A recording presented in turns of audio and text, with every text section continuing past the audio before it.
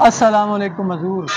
हजूर सा क्या है ना कई नजूमी ना डरावे दे असा को बद नसीबी दे जदा हथा ते छाले थे नसीबा खुद बदल वैस।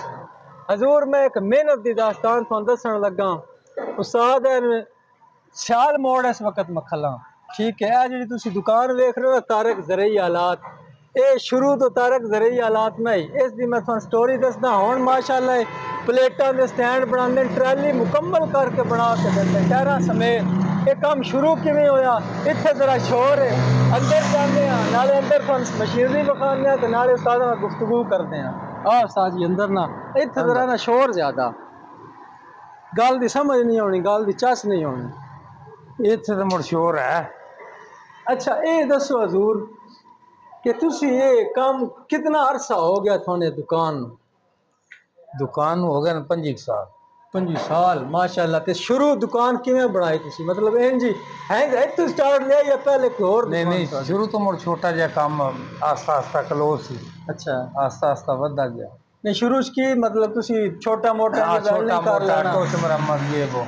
अच्छा हाँ ते ये फिर अरोज थाने इस काम में कितना अरसा हो गया मिले? आस्ता आस्ता जिस तरह मतलब बंदा आगा समझदारी होंदी है या मतलब शऊर आउंदा है या मतलब काम बंदा बधांदा जांदा है। मेरा मशेर जड़ा ना हाँ ये अगे मैं पूछा ते दसदे पैन कि उस्तादा काम शुरू किया इत्थे पंचरा तो हाँ बिल्कुल इंज गल है। बिल्कुल। अच्छा पंचरा तो काम शुरू होया हजूर दुकान अंजे नहीं इतना कम हो जाते ते पिछे बड़ी दास्तान होंदी मेहनत होंदी है।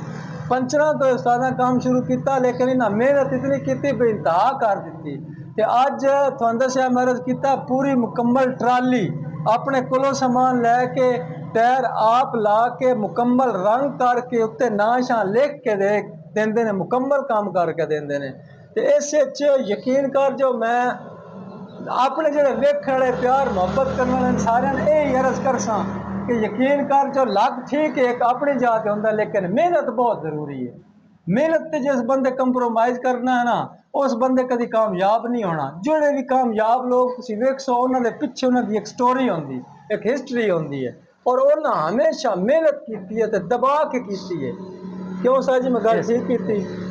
16 ने गल हाँ जी ते सलामत रहे सियाल मोड़ सर तारक ज़रई आलात है जी ते तुसी इत्थे ना ट्राली बनवानी होवे प्लेटां वास्ते स्टैंड बनवाना होवे मैं ना चीज दा तुसी ना लैके इत्थे आ सकदे हो ते कोई प्यार मोहब्बत कर सो ना साडे इंशाअल्लाह वेखण वाले वास्ते क्यों नहीं। खसूसी प्यार मोहब्बत होसी हजूर ठीक है।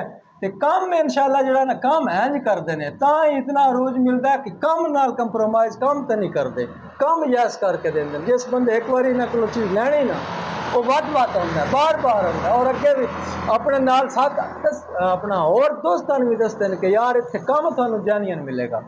ठीक हो गया तू सलामत रहो। ठीक है सर बड़ी मेहरबानी तुसीं टाइम दिता।